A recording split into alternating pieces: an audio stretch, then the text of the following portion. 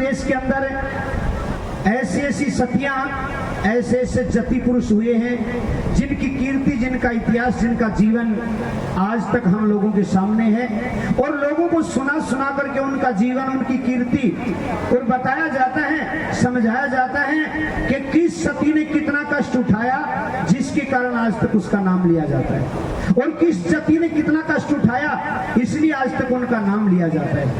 ये गांव गांव के अंदर तरह तरह के लोक देवता बना रखे हमने, कहीं रामदेव को पूजते हैं, कहीं तेजा जी को पूजते हैं, कहीं हीरामल को पूजते हैं। ये लोक देवता जो हमने बना रखे हैं, इन लोक देवताओं का भी ऐसा इतिहास है, क्योंकि इन्होंने भी बड़ा कष्ट उठाया था, बड़ा यश फैलाया था, जिसके कारण आज तक इनका नाम लिया जाता है।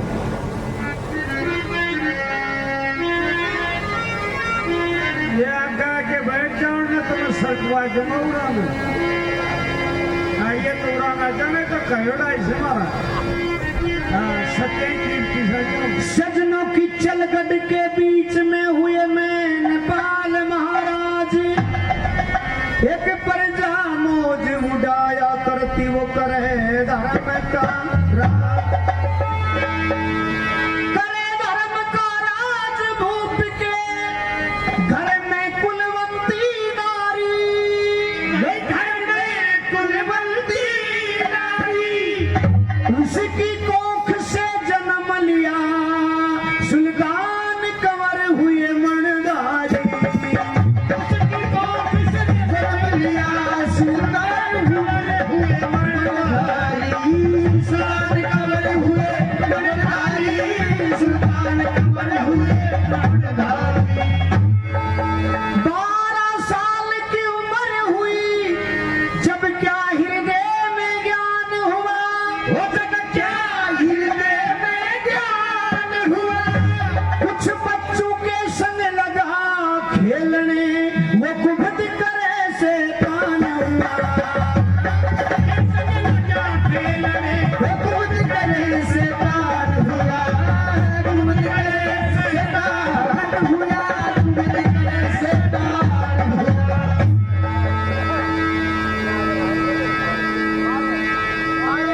मारे खेच गुलेल निशाना, वो घोड़े बनते और जारी, वो घोड़े बनते और जारी, राजा के पास रिपोर्ट गई जब तंग हो गई बड़ियारी, राजा के पास रिपोर्ट गई तंग हो गई बड़ियारी, तंग हो गई बड़ियारी, तंग हो गई बड़ियारी।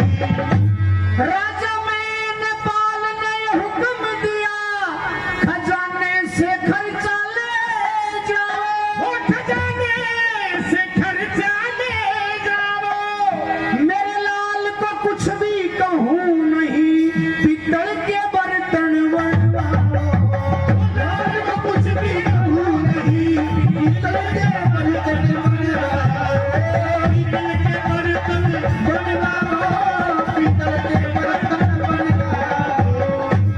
सजना हुक्म मुताबिक नगरी में पित्तल के बर्तन आए हैं, वो पित्तल के बर्तन आए हैं।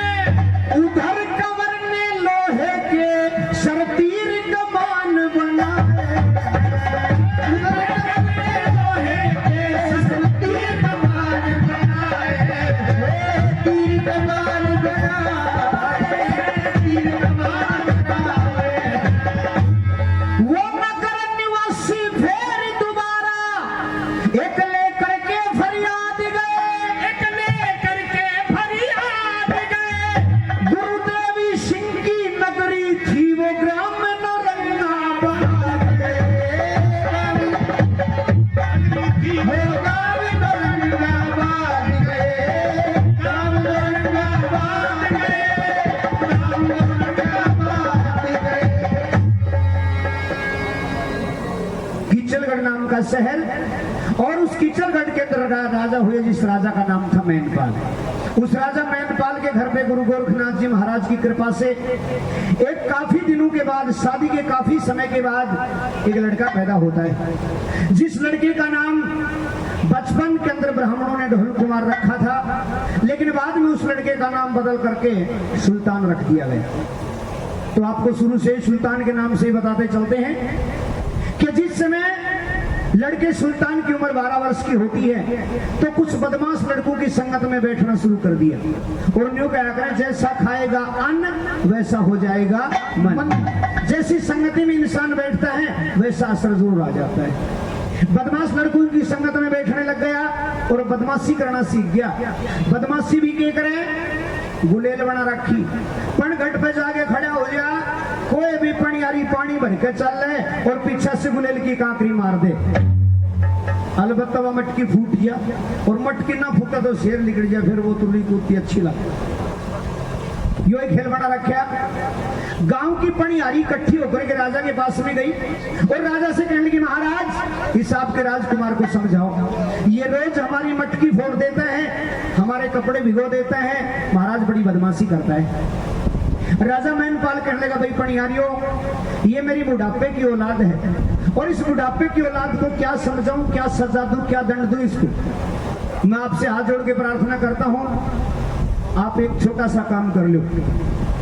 पूरे शहर के अंदर लोहे के, पीतल के, तांबे के, धातु के बर्तन दिया हो। जिसके घर में सहारा है वो तो अपने घर से बनवा लो, और भाई जिसके घर में सहारा नहीं है वो सैनिक को है वो भाई गवर्नमेंट से ले लो, वो मेरे खजाने से खर्चा ले लो।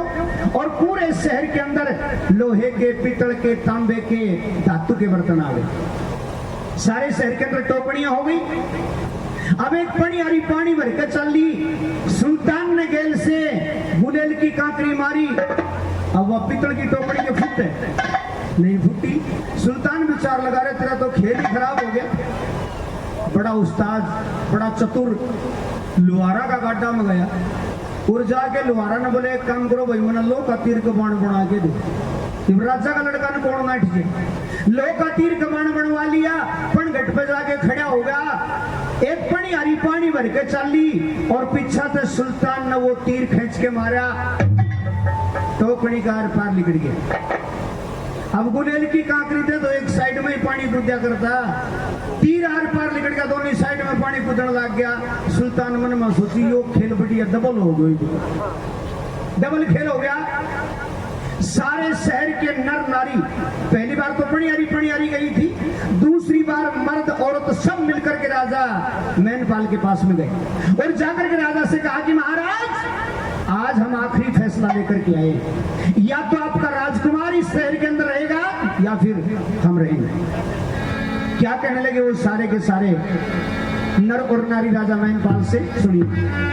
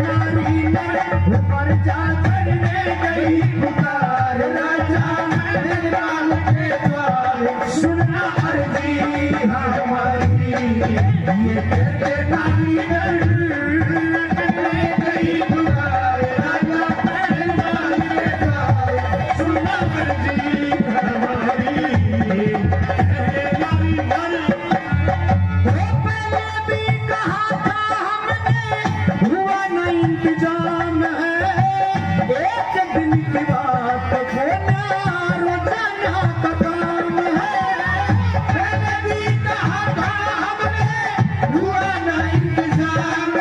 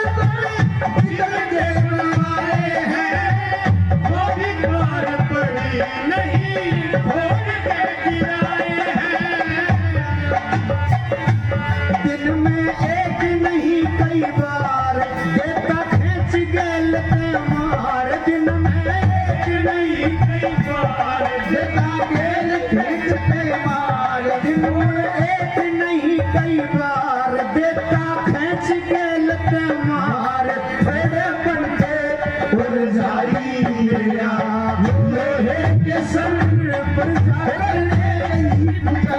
राजा मैन पाल के द्वार सुनवा दी हमारी तेरा दीवान देवी सिंह जी कहा करे थे धूप तो नाकारी है करेगा इंसाफ पर जापूत से भी प्यारी है देवी सिंह जी कहा करे थे धूप तो नाकारी है करेगा इंसाफ पर जापूत से भी प्यारी है।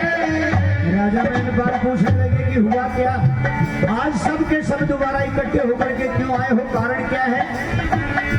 सारे नर नारी एक आवाज में कहने लगे महाराज हम आज आखिरी फैसला करके आए। कौन सा फैसला करके आए हो, सुनिए महाराज बताते हैं। या तो हो सुनाई मारी नहीं सबने यही ठाना है तेरे की चलकट को छोड़ चले जा कोई और ही ठिकाना है। या तो हो सुनाई मारी सबने यही ठाना है तेरे की चलकट को छोड़ चले जा और ही ठिकाना है। दुख सुख कर्मों के अनुसार लेंगे कहीं भी उम्र गुजार लेकिन जिंदगी ये सारी नहीं आएंगे जिधर मरना करने नहीं पुकार राजा मैनपाल के द्वार सुना दी हमारी तेरा देवी सिंह जी कहा करे भूप तो नकारी है करेगा इंसाफ पर जा भूत से भी प्यारी है करेगा इंसाफ पर जा भूत से भी प्यारी है। गाना हो खंडे की धार कहता गिरवर सिंह पवार गाना हो खंडे की धार कहता गिरवर सिंह पवार इनकी कविता करारी नहीं गावते मगर लेके पहला प्यार भर के आंखों में खुमार जादूगरी से आया है कोई जादूगर।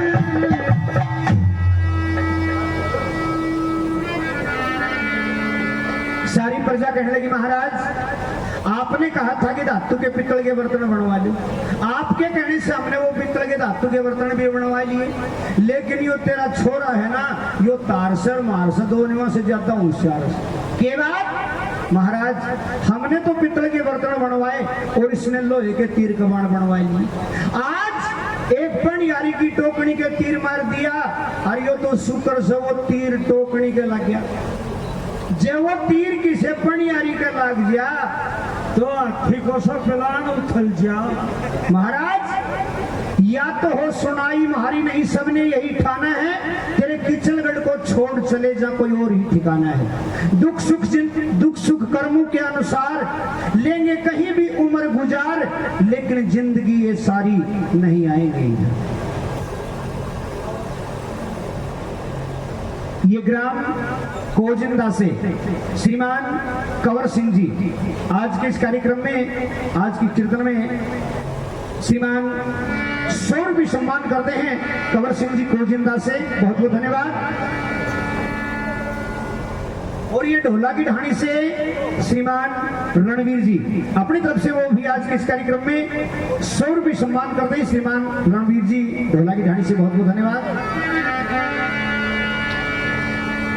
राजा मैनपाल ने विचार लगाया कि रोज रोज पनियारियों की शिकायत आती है और ये बच्चा बदमाशी करना छोड़ता नहीं, तो राजा मैनपाल सारी प्रजा के सामने हाथ जोड़ के खड़ा हो गया और कहने लगा माता बहनों आज तक मेरे लड़के ने आपको परेशान किया इसके लिए तो मैं आपसे माफी चाहता हूँ और वादा करता हूँ कि आज के बाद मेरा बेटा सुल्तान किसी भी पनियारी को परेशान नहीं करेगा। ये मांगेराम जी गुप्ती से 100 रुपये प्रदान करते हैं श्री मांगेराम जी धन्यवाद मनोकामना पूर्ण हो। ये मेहरचंद जी को नहीं आ जाएगी। ये श्रीमान लंबू ड्राइवर जगदीश जी के सुपुत्र अपनी तरफ से आज के इस कार्यक्रम में 100 रुपये सम्मान करते हैं। भाई का बहुत बहुत धन्यवाद। ये मेहरचंद जी गुवाला से 100 रुपये प्रदान करते हैं। 50 रुपये पहले बेच के 150 रुपये प्रदान करते हैं मेहरचंद जी। राजा मैनपाल ने कहा कि आज के बाद मेरा बेटा किसी पनिहारी को परेशान नहीं करेगा। सदनों सारी प्रजा अपने राजा की बात पर विश्वास कर लेती है और सब अपने अपने घर पे चले जाते हैं। इधर राजा मैनपाल अपने मंत्री को बुलाता है, कहने लगा मंत्री ये लड़का नादान है, 12 वर्ष की उम्र है इसकी और बदमाशी करना छोड़ता नहीं, तो इसको कोई ऐसी सजा दी जाए, ऐसा दंड दिया जाए कि लड़का बदमाशी करना छोड़ दे।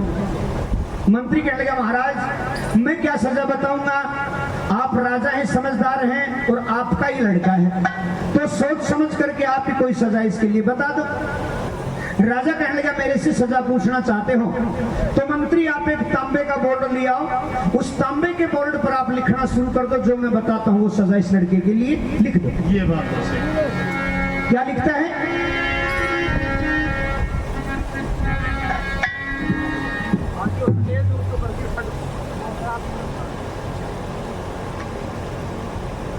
ये श्रीमान भोजराज जी सूरजभान जी अपनी तरफ से आज के इस कार्यक्रम में वो भी 50 रुपये सम्मान करते हैं। बहुत बहुत धन्यवाद।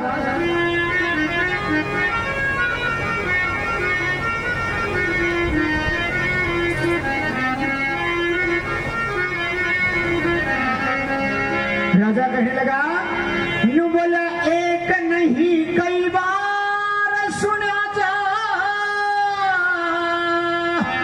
बोला एक नहीं कई बार सुना जा, जबर बुलाना बेटा और लिखो कमर के नाम मंत्री, 12 रोज किसोटा किसोटा, एक नहीं कई बार सुना जा, जबर बुलाना और लिखो कमर के नाम मंत्री, 12 रोज किसोटा किसोटा, एक नहीं कई बार लिखा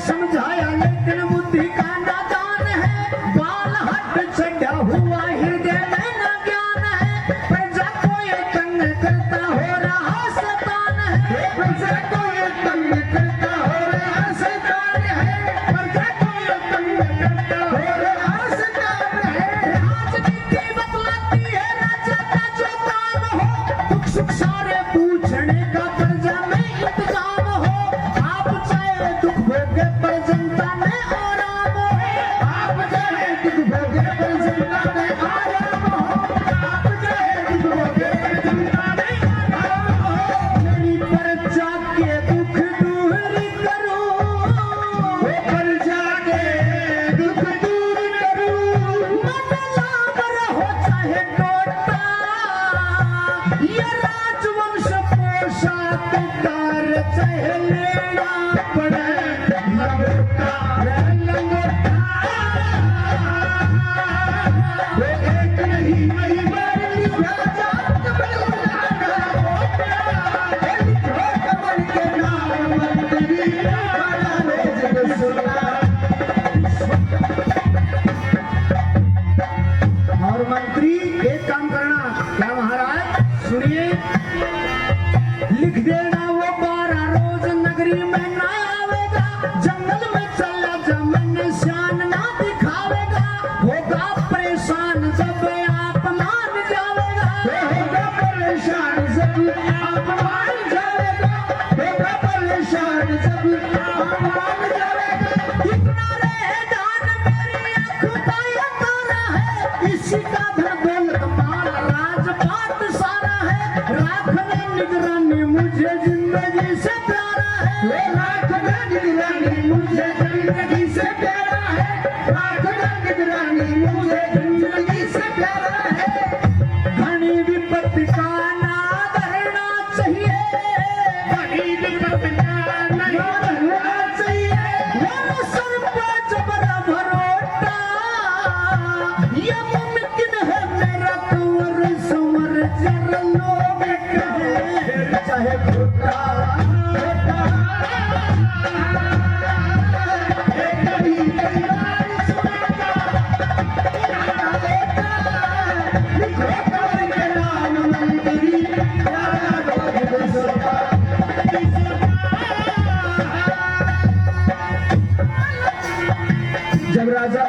हुक्म सुना। मंत्री कहने लगा महाराज बहुत अच्छी बात है, ये हुक्म आपका मैं तांबे के बोर्ड पे लिख देता हूँ। राजा इतना हुक्म सुना के वे चले गए और मंत्री लिखना शुरू करता है। एवं वस्तु कह करके फिर मंत्री ने विचारा है, मैन बोल राजा के ना दूसरा दुलारा है। जय हो जदूर सारा राजपाट मारा है, जय हो जदूर सारा राजपाट मारा है, जय हो जदूर सारा राजपाट मारा है। नमक जो हरामी बन किया बुरे ख्याल का, तब पत्र हुक्म लिखा राजा मैन पाल का। 12 दिन की जगह सोटा लिख दिया 12 साल का, 12 दिन की जगह सोटा लिखा 12 साल का, 12 दिन की जगह सोटा लिख दिया 12 साल का। धर्म कर्म ने छोड़ दिया लोगो, धर्म कर्म ने छोड़ दिया, लिया पकड़े पाप का चोटा। अब तेरा से गलती में तकदीर हमारा छोटा नहीं कई बार सुना जा लिखो कब्र के नाम मंत्री महाराज सोटा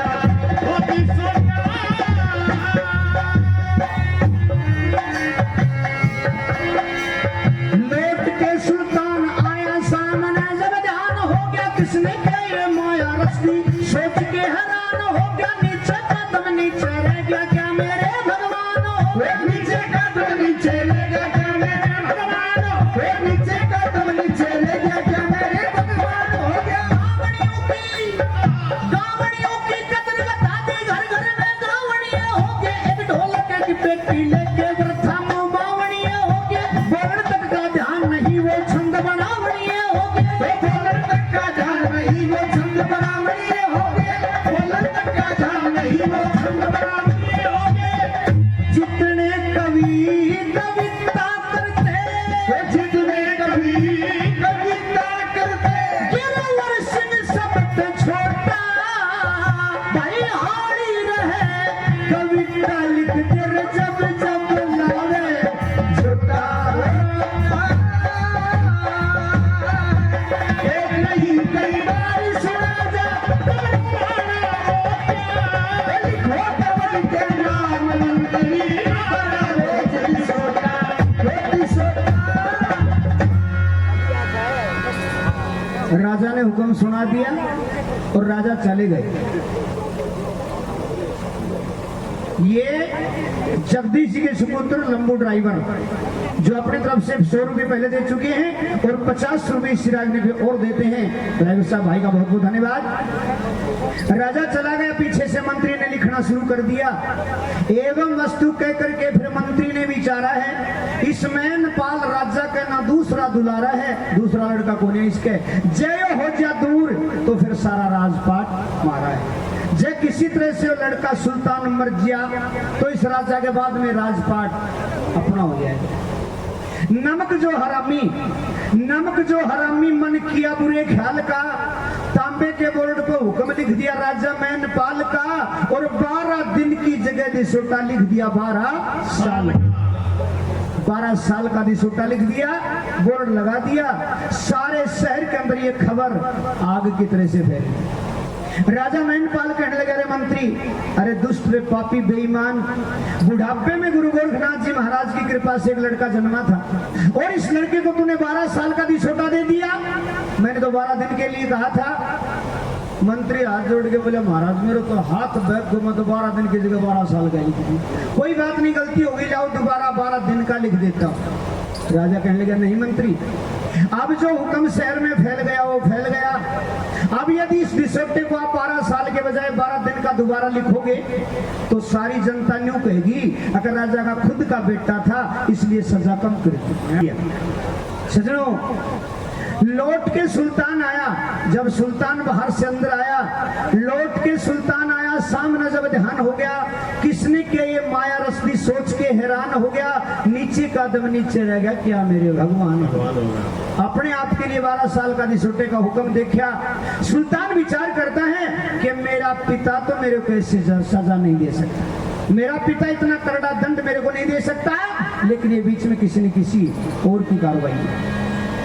सजनो सुल्तान उसी जगह से अपने घोड़े पर सवार 12 साल के छुट्टे के लिए नगरी से बाहर हो जाता है। जो ही नगरी से बाहर हुआ, संजोग मिला सामने से गोरखनाथ जी अपनी जमात के साथ मिल गए। सुल्तान से पूछते कि बेटे इस छोटी सी उम्र के अंदर और तेरा ये हाथ कहाँ जा रहा है? सुल्तान सारी कहानी बताता है कि महाराज मैं बदमाशी किया करता और बदमाशी करने के कारण मेरे पिता ने मेरे को 12 साल का छुट्टा दिया। गोरखनाथ जी कहते हैं बेटे बदमाशी की सजा तो मिलनी चाहिए, तू बदमाशी करता तेरे को सजा मिली बहुत अच्छी बात है, लेकिन मैं तेरी सजा को कुछ बदल देता हूं। उस समय उसका दिसंटे का भेष उतार दिया और गोरखनाथ जी उस सुल्तान 12 साल की उम्र में अल्फी पहरा दी, पैरों में खड़ाऊ पहना दी, हाथ में चिमटा कमंडल दे दिया और उसका साधु का भेष बना दिया। जा बेटे आज के बाद ये साधु का वेश तेरा बना दिया, जा बेटे तने शिष्य बना लिया तेरा राम रुखाड़ी, सदा करे प्रतिपाल तेरी वो गऊ का पड़। जाओ यहाँ से थोड़ी दूरी के ऊपर जाओगे, इंद्रगढ़ नाम का शहर मिलेगा। उस इंद्रगढ़ शहर के अंदर जाकर के 3 दिन तक भीख मांग लेना, चौथे दिन आपको राज तिलक मिल जाएगा। जाओ राज तिलक का वरदान ले लिया गुरु से, चल दिया। सुल्तान इंद्रगढ़ में भी पहुंच गया, लेकिन सजनों राजा का लड़का था, भीख मांगते हुए शर्म। कहते हैं ना कि तारों की ओट में चंद छुपे ना, तारों की ओट में चंद छुपे ना, सूरज छुपे ना बादल छाया, सूरवीर रण खेत छुपे ना, दानी छुपे ना घर मंगत आया, चंचल नार का नैन छुपे ना, घूंघट की पट ओट लगाया, योगी का भेष अनेक करो पर कर्म छिपे ना, विभूत रमण। भीख मांगते हुए शर्म आती है, उस राजा के बाग में जाकर के धोना लगा लिया, तपस्या करनी शुरू की। सारे शहर में खबर फैल गई कि 12-13 साल का बच्चा है, बहुत सुंदर दीदार का लड़का है, पांव में पद्म है, मस्तक में मणि है, सुंदर दीदार है, लेकिन बाबा जी के भेष में। उस इंद्रगढ़ शहर का राजा था, जिस राजा का नाम था केशव कामध्वज। वो राजा जब ये खबर सुनता है तो अपने हाथी पर सवार होकर के उस बाग के अंदर आकर के सुल्तान से मुलाकात करता है। सुल्तान से पूछता है कि बेटे ये उम्र तेरी खेलने खाने की, हंसने बोलने बतलाने की, पढ़ने लिखने की उम्र थी, और इस उम्र के अंदर तू साधु बन गया, क्या बात है? सुल्तान ने सारी हकीकत बताई कि मेरे पिता ने मेरे को रिसोटा दे दिया, रास्ते में के बाबा जी मिल गए, उस बाबा जी ने मेरा साधु का वेश बना दिया। कोई बात नहीं बेटे। वो राजा केशव कामध्वज उस बच्चे को बाग से उठाता है, अपने हाथी पर बैठाता है और अपने महल के अंदर ले जाता है। महल के अंदर ले जाकर के उसका साधु का वेश उतार दिया, फिर दोबारा राजकुमार का वेश बना दिया और कह दिया कि बेटे एक लड़का मेरा खुद का भी है, जिसका नाम है फूल कमार, वो मेरा पाप का बेटा है और तू मेरा आज से धर्म का बेटा है। जब तक मैं जीऊंगा इंद्रगढ़ का राज मैं करूंगा, और मेरे मरने के बाद ये राज आप दोनों भाइयों का आधा आधा बांट लियो। हाँ, क्यों? गुरुजी के अनुसार यदि भीख मांग लेता तो सारा राज मिल जाता, लेकिन भीख नहीं मांगी, इसलिए आधे राज का हक मिला। सुल्तान और फूल दोनों एक माँ के बेटों की तरह से रहते हैं, साथ साथ खेलना, साथ साथ पढ़ना, साथ साथ सोना, साथ साथ उठना, साथ साथ शिकार करना। 6 साल का समय हो गया सुल्तान को उस इंद्रगढ़ में रहते रहते। 6 साल का समय हो गया, उसकी उम्र 12 साल से बढ़कर के 18 साल हो गई। अब 18 साल की उम्र हुई, एक रोज सुल्तान और फूल दोनों बैठक में बैठे और बैठे बैठे राजशाही टोरा आ गया। यूं कहा जाति को असर आ गया, वो राजशाही टोरा आ गया। दोनों भाई आपस में बतलाते हैं और शिकार खेलने के लिए वनखंड के अंदर जाते हैं। शिकार खेलते समय उनके साथ में घटना होती है, जरा सुनिए।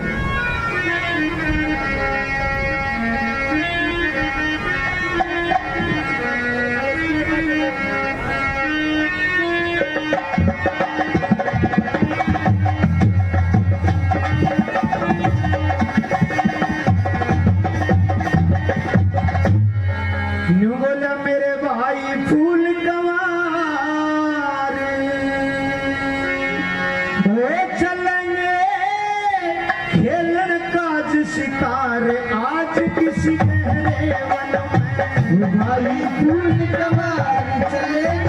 खेलन का शिकार आज किसने है मन में भाई फूल कमार चलेंगे खेलन का शिकार आज किसने है मन में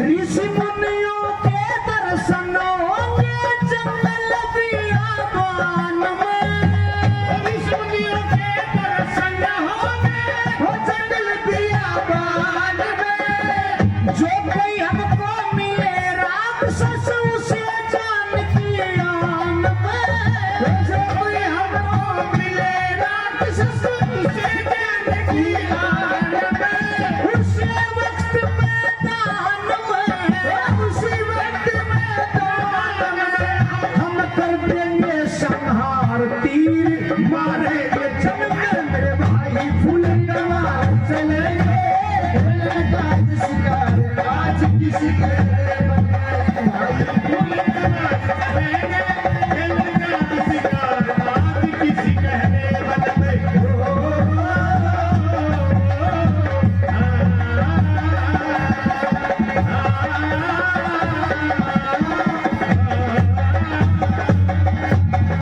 दोनों बच्चे शिकार खेलने की तैयारी करते हैं अपने अपने घोड़ों पर सवार होते हैं हथियार लेते हैं और शहर से बाहर चले जाते हैं इतनी कह के दोनों ने फिर सर पट घोड़े दौड़ाए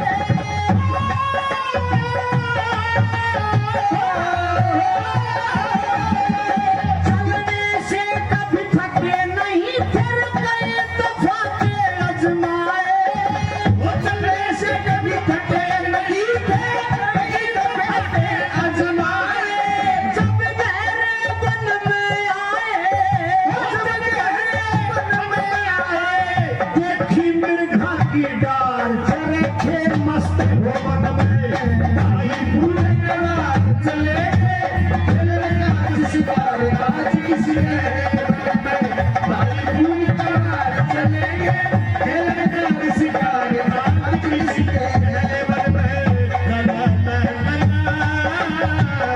ला ला ला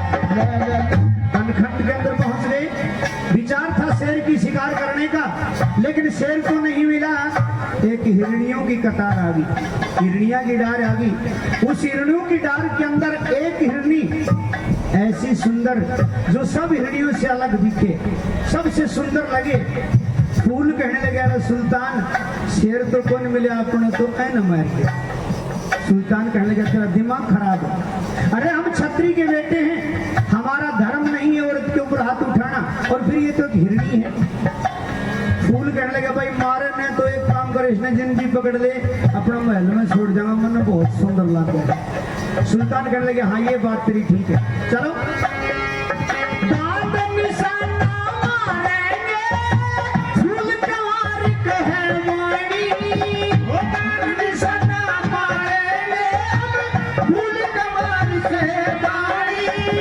दोनों ने लिए तीर ताड़ पर ना होती कभी मनमानी दोनों ने लिए तीर ताड़ पर ना होती कभी मनमानी हिरणी ने चाहे जा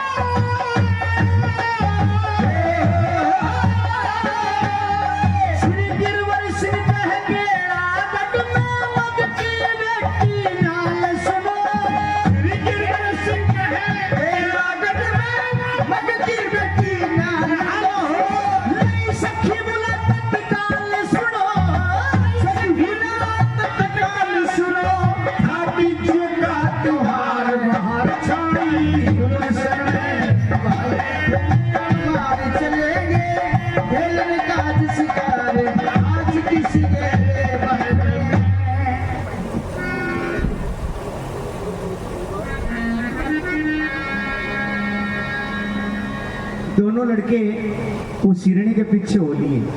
सजनों आगे आगे हिरणी पीछे पीछे दोनों का घोड़ा।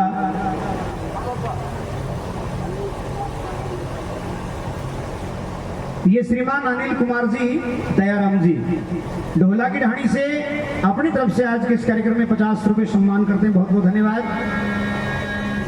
दोनों ने लिए तीर तान पर ना होती कभी मनमानी, मिर्गी नहीं चाहिए जान बचाने वा भागी बेसुमार गेर दिया पीछा चल गया। आगे आगे हिरणी पीछे पीछे घोड़े। बताते हैं कि चलते चलते दौड़ते दौड़ते केलागढ़ नाम के शहर में पहुंच गए।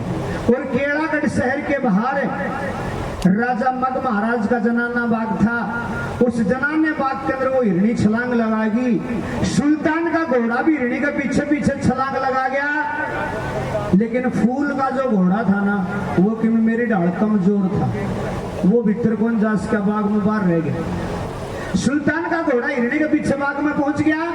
और इधर उस राजा मग महाराज की लड़की, जिस लड़की का नाम था निहालदे, वो अपनी सखी सहेलियों के साथ, क्योंकि सावन का महीना था, तीज का त्योहार था, अपनी सखी सहेलियों के साथ बाग के अंदर झूलने के लिए आई हुई।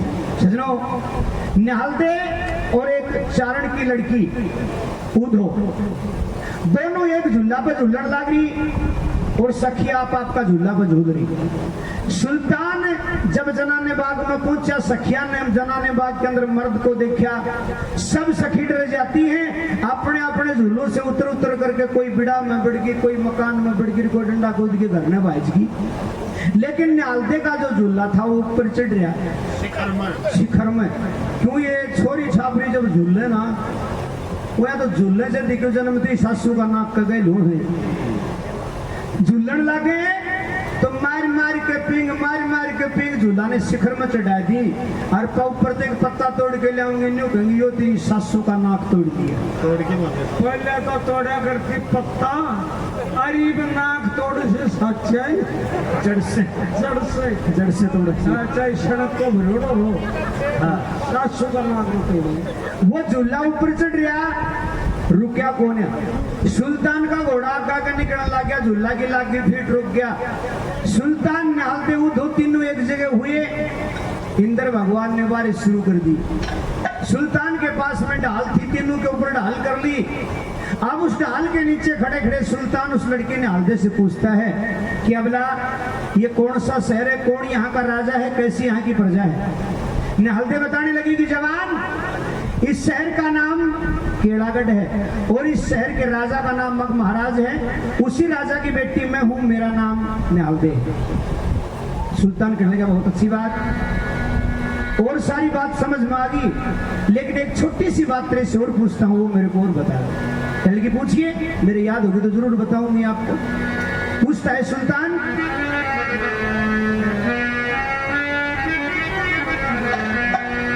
मेरी बता तू तो ब्याही से कवारी,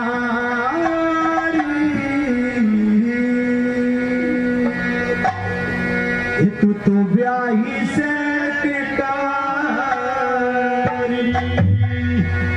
कवारी लड़की के आगे और कोई अनजान लड़का इसी बात पूछ ले तो शर्माना तो स्वाभाविक ही है।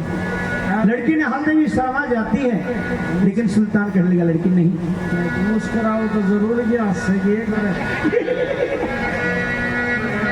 कि बता ब्याही से के कवारी,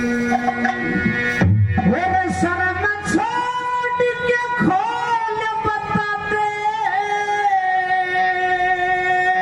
शर्म छोड़ के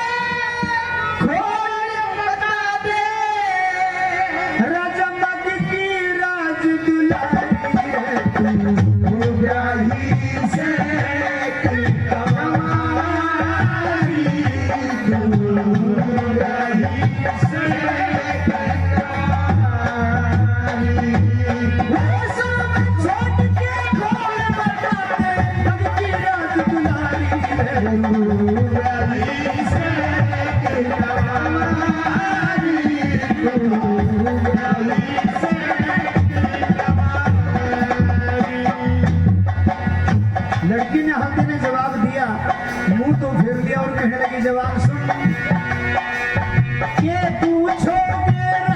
कंवर में रहती हूँ बाबुल के घर में, अब तक हुई ना सगाई, अब तक हुई ना सगाई। छतरी कोई वीर मिला ना, ऐसा कोई रणधीर मिला ना, जिसके संग जा ब्याही, जिसके संग जा ब्याही। लेकिन मैंने बाल का लाल हाल सुन, मैंने बाल का लाल हाल सुन, लाचारी लाचारी रे रही से कमाई,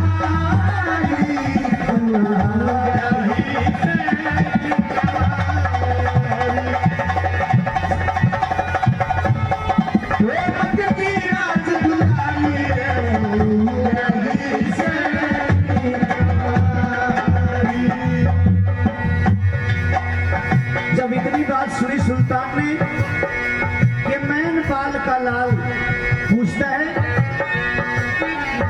बेचीदा मत कहो बोल के, भेद बताओ साथ खोल के, नहीं रे समझ में आया, नहीं रे समझ में आया। मिटूंगा सारी लाचारी, जो मैं असली छत्रधारी, मैंने पाल का लाया, जी मैंने पाल का लाया। दुख ठाऊं सोगन खाऊं मैं, दुख ठाऊं सोगन खाऊं, कर दिखलाऊं जोधारी रे तू ब्याही से कवारी, ब्याही से हे शर्म छोड़ के खोल बता दे, गिराज तुम्हारी रे तू ब्याही से कवारी। फिर कहने लगी लड़की, दिखे ना सुनाई देना, पहले सा दिखाई देना, हिम्मत और मजबूती, हिम्मत और मजबूती। मुझको बात समझदाने की, सामर्थ्य है किसमें ब्याहने की, खत्म हुई रजपूती, खत्म हुई रजपूती। जो बात निशाना मारे दाता, बात निशाना मारे दाता, ब्याहना शर्त हमारी है, ब्याही से कवारी, ब्याही से कवारी। ए शर्म छोड़ के खोल बता दे, बाकी राज तुम्हारी है, ब्याही से कवारी। आखिर में सुल्तान ने जवाब दिया लड़की को बहुत प्यारा और कहने लगा, कह दिए अपने मेरी वर्ड का जिक्र चला के, कह दिए अपने घर कह जाके, सुन लेंगे राजा रानी, सुन लेंगे राजा रानी। करके पूरी शर्त तुम्हारी, नई पुरानी ये तर्जे सारी, हमने कविता गाई, हमने कविता गाई। गिरवर सिंह झटपट कथ तेरी, गिरवर सिंह झटपट कथ तेरी, विद्या में लटारी, तेरे द्वार खड़ा एक जोगी, तेरे द्वार खड़ा एक जोगी। सुल्तान ने पूछा बता। निहालते ने कहा जवान शादी तो बहुत दूर की बात, अभी तक तो मेरी सगाई भी नहीं। क्यों, कमी क्या है, कारण क्या है? निहालते कहने लगी जवान मेरा रिश्ता होने वाला था, मेरी सगाई होने वाली थी। कहा? किचलगढ़ के राजा मैनपाल के लड़के सुल्तान के साथ, लेकिन किसी कारण से उस लड़के को 12 साल का दिसोटा हो गया और वहां से वो मेरी सगाई छूट गई, कैंसिल हो गई। सुल्तान विचार लगाया वो तेरा भला हो जाए तो तेरे खातिर बैठी, लेकिन कोई बात नहीं, यह मांग तेरी, संजोग नहीं है आज। लेकिन सुल्तान ने कहा कि लड़की उस सुल्तान के साथ तेरा रिश्ता नहीं हो पाया, कोई बात नहीं, लेकिन तेरे माता पिता और कहीं सगाई करते, तेरी और कहीं ब्याह करते, कमारी थोड़े रखे ना घर में। निहालते कहने लगी जवान अब मेरी शादी नहीं हो सकती। क्यों? अब मेरे पिता ने मेरे ब्याह की एक शर्त लगा दी। क्या शर्त है? कि हमारे इस शहर के अंदर एक मकनासुर नाम का कोई राक्षस रहता है, और मेरे पिता की शर्त है उस मकनासुर राक्षस को जो खत्म कर देगा वो मेरे साथ में शादी करेगा। और बहुत से बड़े बड़े राजा महाराजा इस राक्षस के साथ लड़ने के लिए भी आ गए, लेकिन सबको ये राक्षस खा गया, कोई भी बचा नहीं, इसलिए मेरी शादी नहीं हो सकती। दिखे ना सुनाई देना, पहले सा दिखाई देना, हिम्मत और मजबूती, मुझको मांग समझदारने की, किसमें सामर्थ्य है ब्याहने की, खत्म हुई राजपूती। कहा कि मेरी ओर की राजपूती खत्म हो गई, मेरी ओर के सब राजपूत खत्म हो गए। जब ये बात सुल्तान ने सुनी, कहने लगा ए लड़की जबान को लगाम दे, तूने ये कैसे कह दिया कि छतरी जाम ही खत्म हो गई? उसी समय सुल्तान जोश में आ जाता है, गुस्से में आ जाता है और अपनी अंगूठी निकाल करके निहालते को देता है, लिए संभाल। मेरी ओर का जिक्र चला के कह दिए तेरे घर पे जाके सुन लेंगे राजा रानी, करके पूरी शरत तुम्हारी नई पुरानी तर्जे सारी हमने कविता गानी, ये अंगूठी ले और तेरे घर पे चली जा। निहालते बोली अंगूठी को क्या करूं मैं? ये अंगूठी दाना मार देगी कि थूक लगा के पैर लिए करनी इस अंगूठी का क्या करूं मैं? अंगूठी दाना मार देगी कि? कहने लगे अंगूठी दाना मारने के लिए नहीं दे रहे हूं मैं, ये अंगूठी तेरे माता पिता को जाकर के निशानी दिखा देना कि किचलगढ़ के राजा मैनपाल का लड़का सुल्तान आ गया है और वो इस राक्षस को खत्म करेगा और फिर निहालते के साथ में शादी करेगा। निहालते ने समाज में आ गई कि वाह, जिसके साथ मेरी सगाई होने वाली थी वो आज बाग में मिल गया। बड़ी हर्ष होकर के, बड़ी खुश होकर के अपने घर पे जाती है, लेकिन उसके घर पे जाने से पहले ही उसके साथ की जो सखी सहेलियां थी वो सब सखी सहेली उस निहालते की मां ने जाके भगा दी।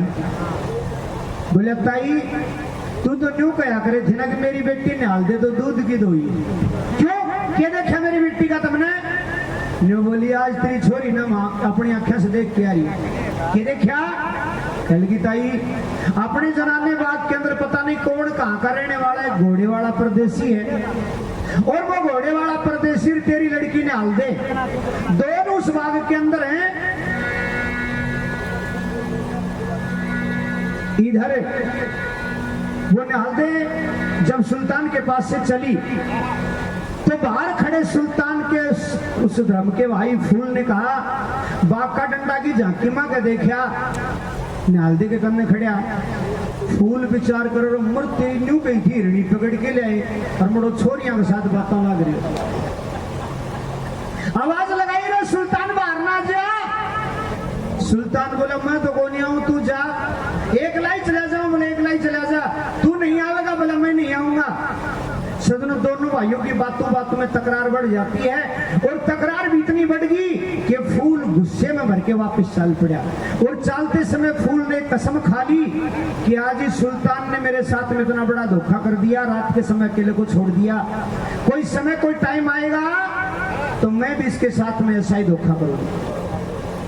फूल कसम खा करके वापस आ जाता है और इधर वो निहालते अपनी माँ के पास में जाती है तो निहालते की माँ लठोरी लिया महल का दरवाजा पर बैठी, न बोली आगा ना तन्ने बहुत दिन होगा मेरी आंखें में धूल झोंकता। कहने लगी माँ के बात? बोली माँ की बच्ची तेरी साथ की सब छोरी आली और तू कितनी इतनी देर तक? कहने लगी माँ तन बेरा ये सावन का महीना मिनट मिनट में बारिश होने लग रही, मैं तो बाग में अपने बंगले में डटकी थी। अच्छा न्याल दे तू मेरे जम्मी है मैं तेरे जम्मी है मन्ना पागल मत बनावे माँ बात कैसे बात तो बता न्यू बोली सुन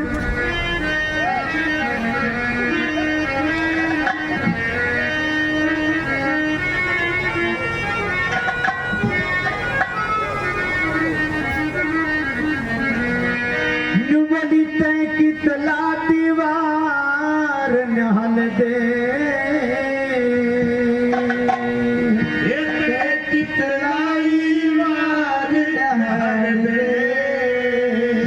ये तेरी और सखी सबयाली और 2 घंटा हुई बात देखते तू कहाँ रही चंडाली लाई मार नहल दे तेरी सखी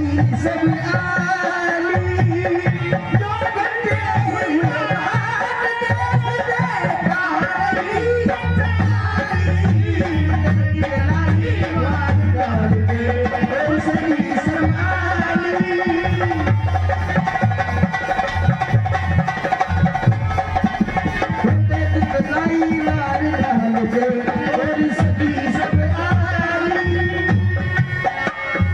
तेरी सखियों ते सुन पाई तू एक दिन कर दे मुकारा एक दिन कर दे मुकारा एक परदेसी ते बात करे बता इससे बच के चारा बता इससे बच के चारा कौन दुष्ट था घोड़े कौन दुष्ट था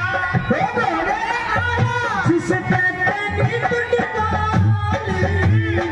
निकाली मार नहल दे और सही संभाली 2 घंटे हुई बात देखते वो कहाँ रही चंडाली निकलाई मार नहल दे और सही संभाली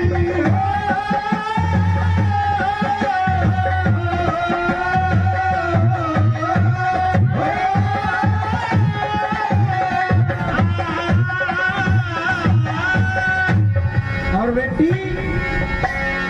ये ओट कमारी दी बेटी ने ओट कमारी दी बेटी ने घर पे रहना चाहिए घर पे रहना चाहिए जो मन इश्क जवानी का दुख तन पे सहना चाहिए रे बेटी तन पे सहना चाहिए कर्म का कहना चाहिए क्यों शर्म बेच के खाली मार नहल दे और सही संभाली 2 घंटे हुए बात देखते आ रही चंडाली मार नहल दे और सही संभाली